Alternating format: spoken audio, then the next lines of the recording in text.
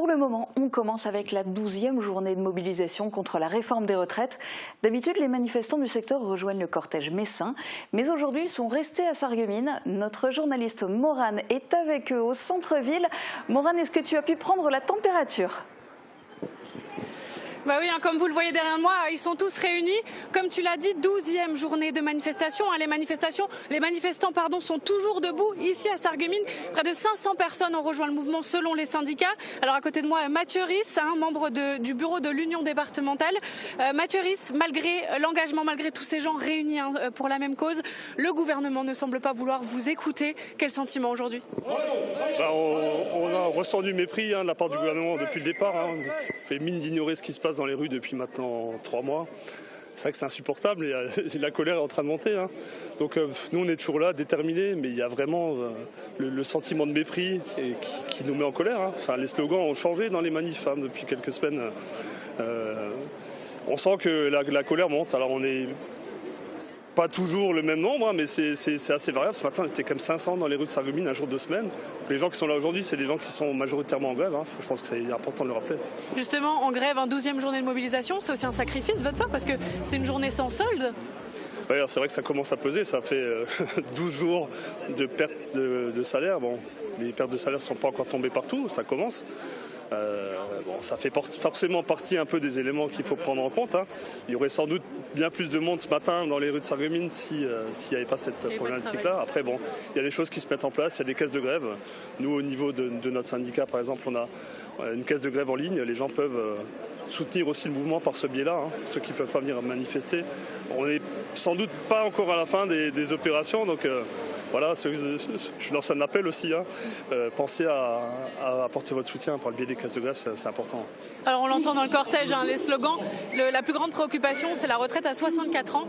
64 ans, à première vue, ça semble un peu inévitable puisque l'espérance de vie s'allonge, il y a de plus en plus de retraités, il va falloir les payer aussi ces gens-là. Est-ce que vous comprenez cet argument ? Non, clairement, on ne le comprend pas. C'est un choix de société. Ce qu'on oublie souvent de dire, c'est que certes, l'espérance de vie augmente, mais la productivité a aussi énormément augmenté depuis pas mal d'années. Donc c'est un choix de société. On choisit de nous faire aller travailler plus tard. L'argent, quand on veut en trouver, on en trouve. Le budget de l'armée a augmenté d'une manière très conséquente. Et je crois qu'en catimini, on a appris cette semaine qu'il y avait, 13 ou 14 milliards d'euros qui avaient été mis sur la table pour aller aider l'Ukraine, les opérations militaires en Ukraine. Bon, ça, personne n'en discute en fait. On parle depuis des heures sur tous les plateaux télé. Ça fait 3 mois que tout le monde parle des retraites, mais il y a plein de choses, de l'argent pour plein de choses. Il y en a quoi. Je reprends par exemple la crise sanitaire. On a trouvé des milliards et des milliards d'euros pour sauver les entreprises. On a su trouver cet argent-là. Alors aujourd'hui, on est en train de le payer, le fameux quoi qu'il en coûte. Mais c'est pas par ce biais-là. Il y a d'autres façons de faire. Il y a d'autres projets de société. Et la retraite à 64 ans, c'est sans doute pas le bon. C'est un vrai recul social. Alors la gauche a demandé un RIP, c'est un référendum d'initiative partagée. Si le Conseil constitutionnel l'accepte, qu'est-ce que ça va changer ? Bon, déjà là, on est en attente de la décision du Conseil constitutionnel de demain. Est-ce que la réforme des retraites passe ou passe pas ? Est-ce qu'il y aura une censure ou partielle, totale ? Ça, c'est la première attente. Après, effectivement, on commence à parler de référendum d'initiative partagée. C'est un élément de plus. C'est une autre façon de montrer qu'on n'est pas d'accord. Mais maintenant, est-ce qu'il y a forcément besoin d'un référendum pour ça ? Il suffit de regarder un peu les sondages. Je pense qu'on voit là toujours encore que la mobilisation reste élevée.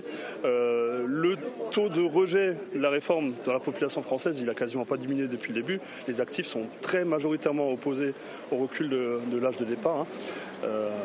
Je ne pense pas qu'il y ait besoin d'un référendum d'initiative partagée. Après, s'il faut en arriver là, évidemment qu'on appellera à aller le signer. Mais le combat syndical, il ne se fait pas seulement par le biais d'un référendum, et on ne fait pas non plus qu'attendre les décisions du Conseil constitutionnel. Nous, quoi qu'il en soit, si demain soir on nous annonce que la loi passe, on continuera. Sans doute dès les jours qui suivront. On continuera, donc c'est le mot d'ordre. Merci beaucoup Mathieu Risse d'avoir été avec nous. Donc pour rappel, Julia, demain le Conseil constitutionnel rendra sa décision. Donc plusieurs scénarios sont envisagés, une censure totale, partielle ou un RIP, on vient d'en parler.